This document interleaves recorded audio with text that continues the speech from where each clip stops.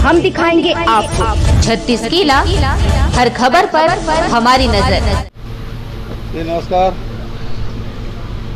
आज के पत्रकार वार्ता में मेरे साथ भाई इंद्र मंडाल जी, चंद्र साहू जी, भाई भोलाराम जी, भाई नवाज जी और हमारे अधिकारीगण उपस्थित हैं। सभी पत्रकार साथियों का मैं स्वागत करता हूँ।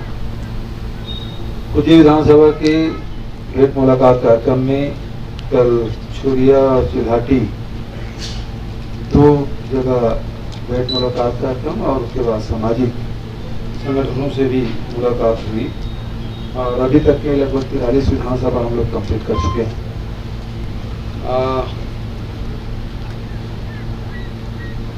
पहले ही भेंट मुलाकात कार्यक्रम में हमने अधिकारियों को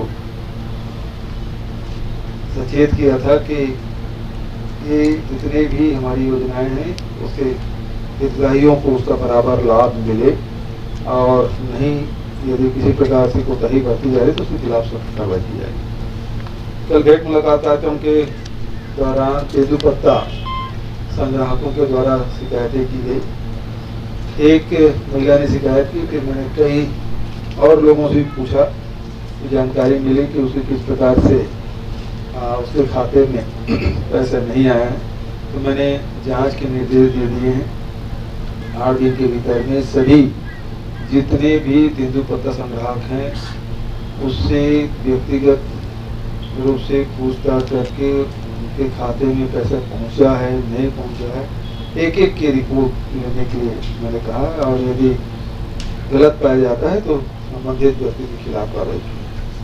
दूसरी एक शिकायत नगर पंचायत में पेयजल को लेकर है, उसके भी मैंने अधिकारियों को भेजा था। आप लोग भी जाके देखें कि वो सही में, क्योंकि नगर पंचायत का मामला है, कोई भी पत्रकार जाके देख सकता है पानी उपलब्ध है नहीं है क्या है उसकी जानकारी, और यदि है तो उसे सुधार दिया जाएगा। हमारी सरकार के जो प्रमुख रूप से मुद्दे हैं वो ये है कि आम जनता के साथ न्याय हो और इस न्याय के तहत राजीव गांधी किसान न्याय योजना, गोधन न्याय योजना, श्रमिक न्याय योजना और उसके साथ साथ शिक्षा, स्वास्थ्य, रोजगार के लिए भी रूरल इंडस्ट्रियल पार्क, ये सारी चीज़ों का निर्माण किया जा रहा है जिससे लोगों की आय में वृद्धि हो, लोग समृद्ध हों और उनके जीवन स्तर में सुधार हो। ये हमारी कोशिश। 1 नवंबर से धान खरीदी हम लोग शुरू कर चुके हैं और अभी तक के 7-8 लाख मीट्रिक टन धान की खरीदी हो चुकी है। उठाव भी हो रहा है, भुगतान भी किया जा रहा है। बारदाना की कोई कमी इस साल बिल्कुल नहीं है। कोरोना काल के कारण से फैक्ट्रियाँ बंद होने से पिछले 2 साल बारदाने की शॉर्टेज रही है और इस कारण से बहुत लोगों को परेशानी हुई थी, लेकिन इस साल ऐसी कोई स्थिति दिखाई नहीं देती। ये भी कहना चाहूँगा कि जब से हमारी सरकार बनी है तब से धान खरीदी का रिकॉर्ड हर साल टूट रहा है। पहले 82-84 लाख हम लोगों ने खरीदा, उसके बाद 92 लाख, 98 लाख और अब ये 1 करोड़ से भी ऊपर जाएगा, जो अपने आप में रिकॉर्ड है। तो इस प्रकार से लगातार हमारी कोशिश है कि आम जनता को लाभ मिले। अभी तक के 42 लाख परिवारों को लगभग 2500 करोड़ के बिजली बिल हाफ योजना का लाभ मिल चुका है। उसी प्रकार से राजीव गांधी किसान न्याय योजना का जो खरीफ में दूसरी फसल लेते हैं या फिर वृक्षारोपण करते हैं तो उसे 10,000 रुपये तक के हम लोग आदान सहायता दे रहे हैं। और कोदोपुर की रागी का भी समर्थन मूल्य खरीदी और इस साल अरहर, उड़द और मूंग की भी इस साल समर्थन मूल्य खरीदी की जाएगी। पराली के पैरा के बारे में कल भी मैंने आप सबसे चर्चा की, जो डूंगरगढ़ में जो पत्रकार साथी थे उनको जानकारी है। यहाँ के साथियों से भी मैं अपील करना चाहूँगा कि पैरादान अवश्य कराएं और उसके लिए वातावरण आप सब बनाएं तो पर्यावरण के लिए भी बहुत अच्छा होगा, मानव जीवन के लिए भी अच्छा होगा और पशुधन के लिए भी, और धरती के लिए भी। खेत में जो आग लगाते हैं उससे बड़ा नुकसान होता है। तो इस प्रकार से हमारी कोशिश है कि पर्यावरण के साथ साथ लोगों के जीवन भी सुगम हो। कुछ घोषणाएं मैंने की, कल तो सब आपको जानकारी हो गई, उसके बारे में रिपीट करने की जरूरत मैं नहीं समझता। सब मीडिया में आ चुका है, इलेक्ट्रॉनिक प्रिंट मीडिया में सभी आ चुका। आप लोगों की तरफ से कोई सवाल हो तो सादर आप। सर, 3 ब्लॉकों को लेकर एक जिला बनाया गया सर, अभी भी स्थिति यहाँ की बनी हुई 150 से 200 किलोमीटर से प्रसव पीड़ित महिला या अन्य बीमारी के लोग राजनांदगांव तक पहुँच रहे हैं, जो अपने आप में एक खतरनाक स्थिति है। देखिए, जिला बने कुछ दिन हुआ है, अब धीरे धीरे सारी व्यवस्थाएं जिला स्तर पर की जाएगी, सारे कार्यालय खोले जाएंगे। तो क्योंकि जिला बना देने के बाद सारे कार्यालय, जिला शिक्षा कार्य, स्वास्थ्य के कार्यालय, हॉस्पिटल, उसके बाद खनिज, शिक्षा, जिला पंचायत, वो सब चीज एक एक करके बनते तो थोड़ा समय लगता है। तो सभी कार्यालय जब खुल जाएगा तो निश्चित रूप से वो जो पहले जो पीड़ा थी वो उसमें कमी आएगी। धौजी क्षेत्र में अवैध उत्खनन का कार्य जोरों पर है, जिसमें अधिकारियों की मिलीभगत है। भाजपा के 2 बड़े नेताओं को लीज में खदान दे दी गई है, नियम कानून को दरकिनार करके। यदि आपके पास प्रमाण हो तो दे दीजिए, मैं उसकी जांच करवा लूंगा। और जो संबंधित अधिकारी है उसके खिलाफ पेपर कटिंग से लीजिए, कोई आपके पास दस्तावेज, हाँ दे दीजिए, वो ले लेंगे। कोई अधिकारी रख ले वहाँ।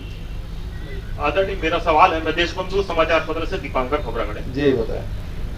32% आरक्षण को लेकर आदिवासी जो समुदाय है वो जगह जगह आंदोलन कर रहा है, और छत्तीसगढ़ राज्य के अंदर में जब से राज्य बना है उस समय से फर्जी आदिवासी के सर्टिफिकेट प्रमाण पत्रों पर कई लोग नौकरी कर रहे हैं, उनके खिलाफ आप क्या कार्रवाई और कब करेंगे? 2 महत्वपूर्ण सवाल, पहला आरक्षण को लेकर और दूसरा फर्जी जाति प्रमाण पत्र को लेकर। दोनों अपने आप में महत्वपूर्ण है।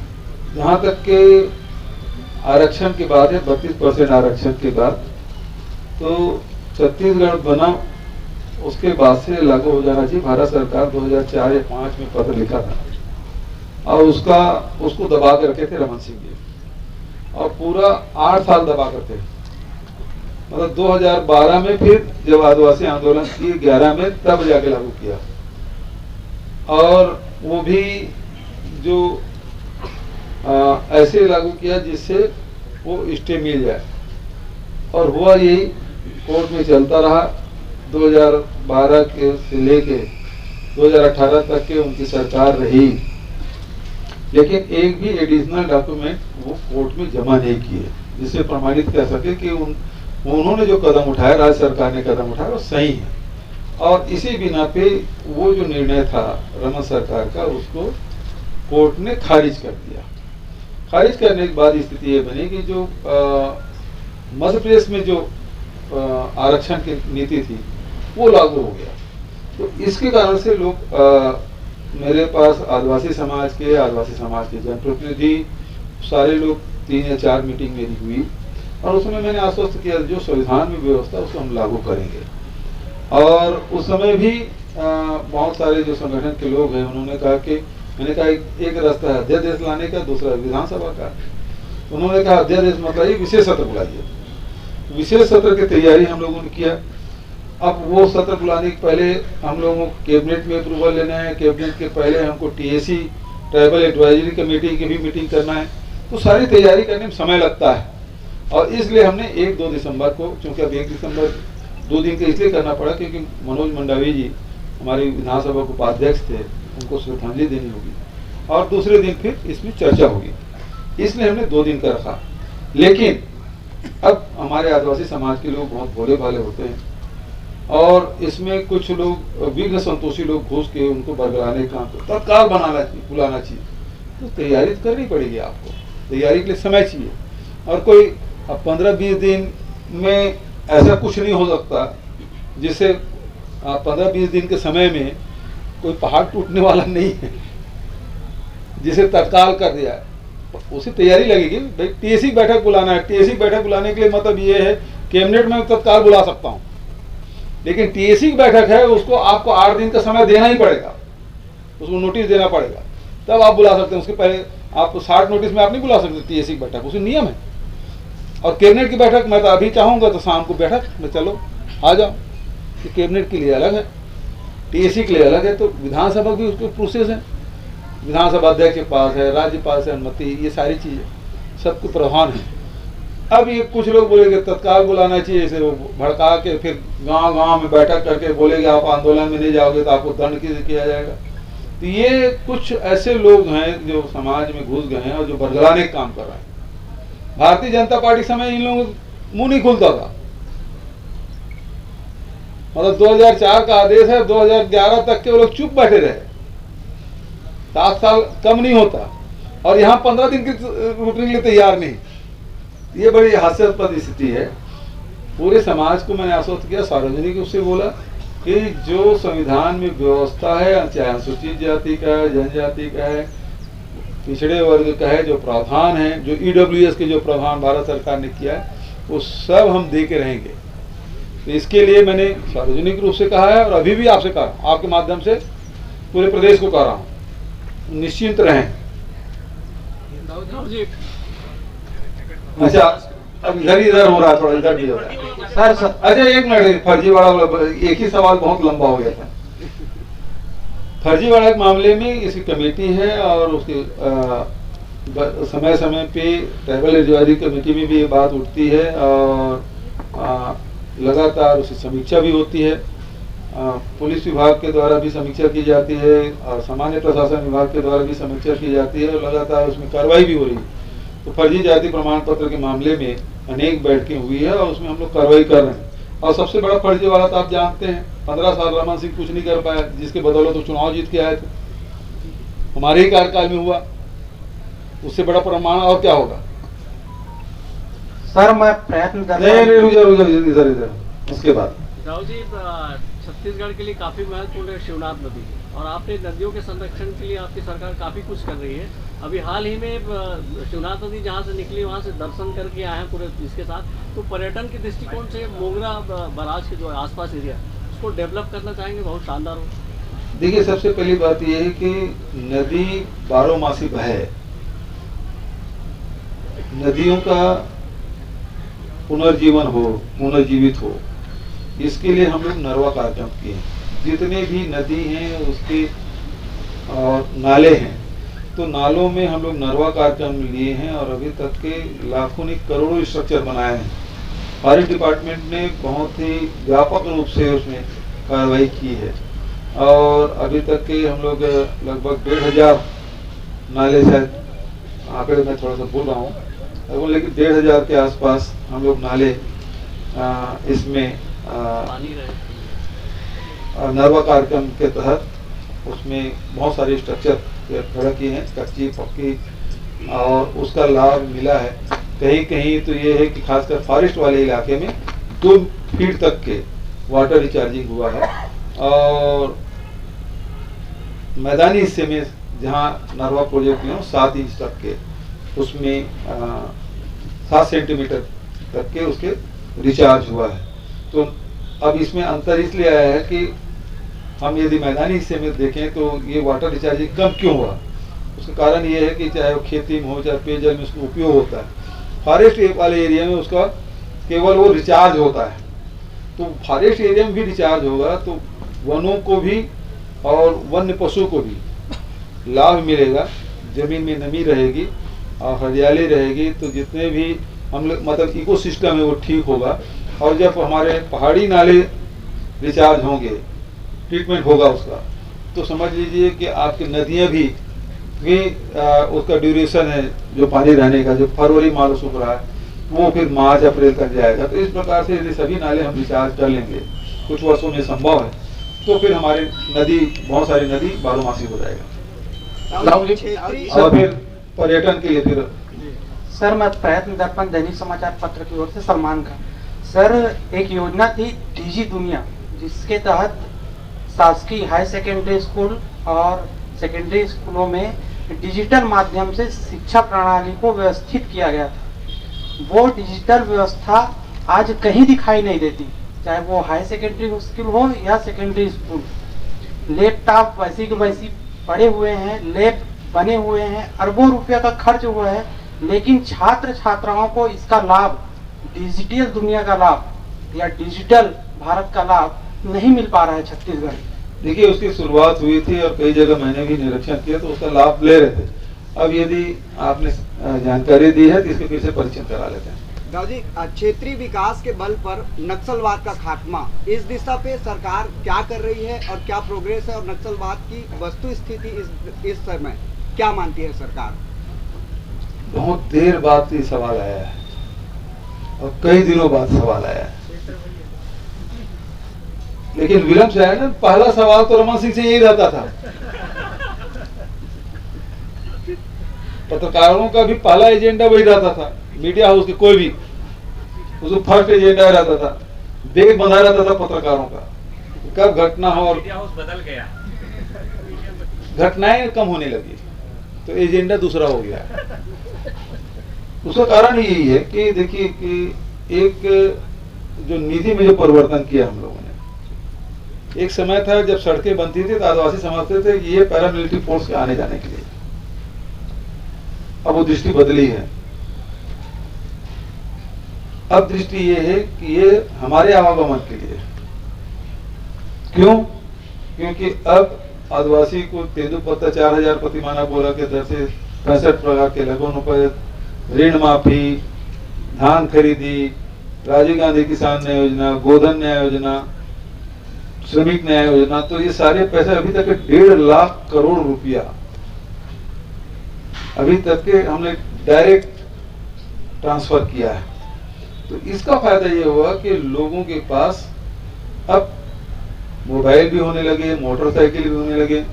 आप बस्तर अंचल में चल दीजिए तो छोटे छोटे जो जिले हैं वहाँ साइकिल के शोरूम नहीं होते थे, अब मोटरसाइकिल, कार, ट्रैक्टर सबके शोरूम हो गए। ये इसलिए हुआ है कि सरकार ने लोगों की जेब में पैसा डालने का काम किया है। अब मोटरसाइकिल हो गया, ट्रैक्टर हो गया, तो सड़क तो उनको चाहिए। अब जब मांगते सड़क ना तो वो उनके लिए, तो सुरक्षा कैंप भी मांग रहे हैं, आंगनबाड़ी केंद्र भी मांग रहे हैं, पीडीएस साहब भी मांग रहे हैं, स्कूल भी मांग रहे हैं, हॉस्पिटल भी मांग रहे हैं, बिजली भी मांग रहे हैं। पहले विरोध करते थे क्योंकि उसके पास साधन नहीं थे, बोले हमको क्या करना है, हमको तो पैदल ही चलना है। लेकिन अब उन आदिवासियों के पास ट्रैक्टर भी है, मोटरसाइकिल भी है, वो सारी चीज वो चाहते हैं। तो अब उसके कारण से क्या है, जनसंख्या तो उतनी है, नौजवान भी उसके रेशियो वही है। अब आपने देखा होगा कि हमारे मैदानी हिस्से में भी आप देखेंगे कि जो खेती किसानी से छोड़ चुके थे अब फिर से खेती किसानी की तरफ लौटे हैं, क्योंकि खेती है वो लाभ का धंधा हो गया। तो इसमें जितने हमारे नौजवान नवयुवती हैं वो मुख्य कार्य में लग गए, रोजी रोजगार में लग गए। अब दंतेवाड़ा में डेनेक्स हमने शुरू किया, 5 डेनेक्स चल रहा है, 300 लड़कियां काम कर रही हैं, 1500 महिलाएं वहाँ उनको रोजगार मिल गया। हमने गोधन न्याय योजना शुरू किया, गौठान में हमने बहुत सारे मान लो अब इमली प्रोसेसिंग प्लांट, काजू processing plant, millets processing plant, उसके साथ साथ ढेकी से चावल बना रहे हैं। महुआ कलेक्शन करने का तरीका हमने बदला। अब कटे कल्याण में मैं गया था भेंट मुलाकात कार्यक्रम में, तो फॉरेस्ट डिपार्टमेंट के द्वारा उनको नेट दे दिया गया, तो महुआ के पेड़ के नीचे नेट लगा दिया, जमीन में नहीं गिरा, उसकी क्वालिटी अच्छी थी। और वो वही महुआ इंग्लैंड में तो 16 रुपये में बिका, जो यहाँ 30, 40, 50 रुपये में बेचते हैं। अलग भाजपा शासनकाल में 2 रुपये में बिका और आदिवासी पहली बार महुआ सड़कों में फेंका था। अब वो 116 रुपया, तो महिला बोली कि भैया मैं 116 रुपये में बेची हूँ, लेकिन मैं ये चाहती हूँ कि मैं जाऊँ इंग्लैंड और देखूँ 116 रुपये महुआ लेके करते क्या है। तो उसके लिए हम लोग उसका वीजा वगैरह सब बनवा रहे हैं, उसको भेजेंगे।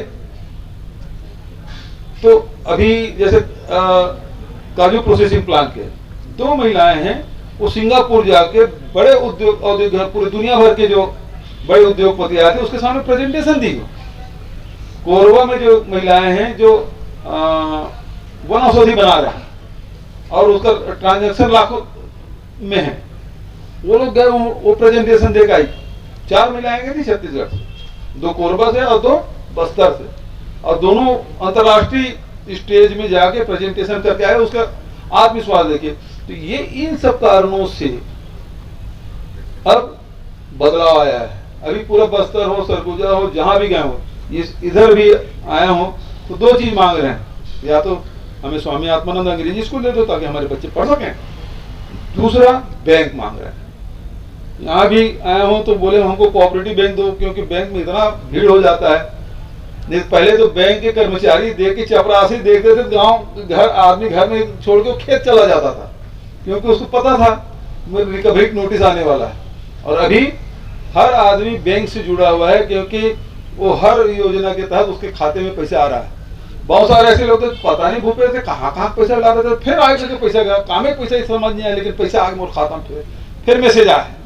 मतलब इतना हर महीने 2 महीने 3 महीने में जो मान लो गोधन न्याय योजना से जुड़ा हुआ है, जो राजीव गांधी किसान न्याय योजना से जुड़ा है, तो समझ लिया उसके हर 15 दिन में 3 महीने खाते में पैसा आना चाहिए।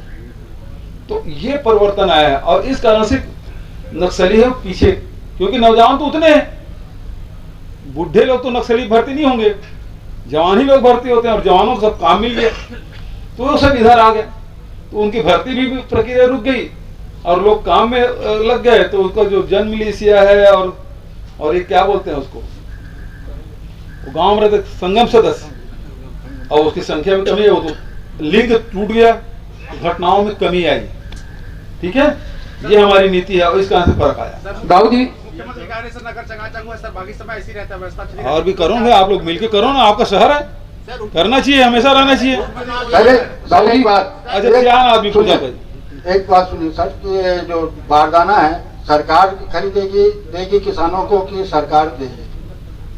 नहीं समझा। बारदाना को किसान अपने इसमें देंगे या सरकार बारदाना? अभी सरकार उपलब्ध करा रही है, धन्यवाद। अभी तो उपलब्ध है। दाऊद जी, वर्ष 2018 में भारतीय जनता पार्टी के द्वारा हर विधानसभा में एक प्राइमरी एक मिडिल इंग्लिश मीडियम स्कूल का प्रारंभ किया गया था। मतलब वो था, हाँ अच्छा। अभी भी राजनांदगांव में गंजपारा स्कूल करके एक जगह होगा, वहाँ शिक्षकों की भारी कमी है और मूलभूत सुविधाओं की भारी कमी है, जबकि आत्मानंद स्कूल में वेल ट्रेंड टीचर हैं और फंड पर्याप्त फंड है। तो उन स्कूलों के साथ ऐसा भेदभाव क्यों? भेदभाव क्यों? भाई उसमें भर्ती किया होगा, हमने ट्रांसफर तो नहीं किया होगा, वो भर्ती से नहीं किए होंगे रमा सिंह अपने विधानसभा देखा लेता हूँ आपने चुनाव के लिए, मतलब आज नामांकन दाखिल करने जा रहे हैं, जाना भाई नामांकन के लिए लेट हो रहा है। तो अपनी जीत के लिए कितना आश्वस्त होंगे, क्या मुद्दे रहेंगे? मुझे जनता पे पूरा विश्वास है, हम लोगों ने जनता की सेवा की, हमारे सरकार ने सेवा की, हमारे पार्टी के लोग लगे हुए, तो निश्चित रूप से जीत होगी और जीत का अंतर भी बढ़ेगा। दाऊद जी, सड़कों पे मेरा एक सवाल है, सड़कें निसंदेह सरकार बना रही है, सड़कें गांव-गांव में बन रही है, लेकिन ये जो सड़कें बन रही है इनकी गुणवत्ता पर बड़ा सवाल है, सड़कें टिक नहीं रही है, जबकि ये सड़क ही माओवाद के खात्मे का एक अहम कड़ी है।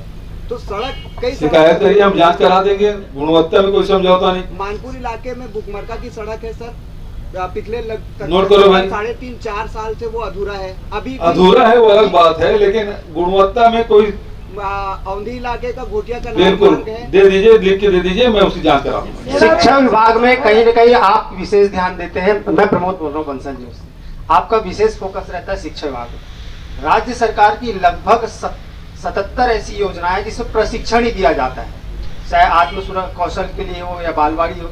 इसके साथ साथ ये हुआ है कि CSC के सेंटर बढ़ गए, संकुल समन्वय के, उसमें टीचर इंगेज हो जा रहे हैं, प्रशिक्षणों में इंगेज हो जा रहे हैं, स्कूल को समय नहीं दे पा रहे हैं। तो क्या इसमें से जो प्रशिक्षण दिया जा रहा है उसकी संख्या अच्छा है, केवल प्रशिक्षण ही करेंगे कि पढ़ाएंगे भी? 77 योजनाएं, वो थोड़ा समीक्षा करवा लेते हैं।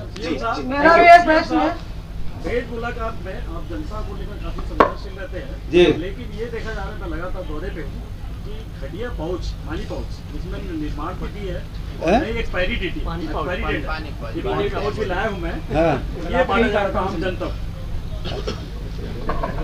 हाँ मेरा भी सर एक सवाल है। अच्छा, और पहले बात को महिला पूछ रही भाई सर, क्या कार्रवाई करेंगे? मेरे अम्बागढ़ चौकी स्वास्थ्य केंद्र है, वहाँ पे शाम के समय कोई रहता नहीं है, बहुत अंदर भी जाके है। दूसरी चीज, वहाँ पर जब भी इमरजेंसी केस आता है महिलाओं का या हो गया, तो वहाँ पर लेडीज डॉक्टर नहीं है, तो उनको तत्काल रेफर कर दिया जाता है, तो वहाँ पर महिला डॉक्टर शिशु रोग विशेषज्ञ की नियुक्ति की जाएगी। ठीक है सर, मैं थोड़ा सा इसमें हो सकता है कि हमारा स्वार्थ हो, बात थोड़ा अलग हट के है तो अलग हट से बात हो जाएगी। जैसे आप जनता से रूबरू हो रहे हैं, फीडबैक मिलता है, लोकल भाषा में जो बात कर रहे हो टच कर रही है। मैंने पे चला नाम अखिलेश है, न्यूज नेशन शो में।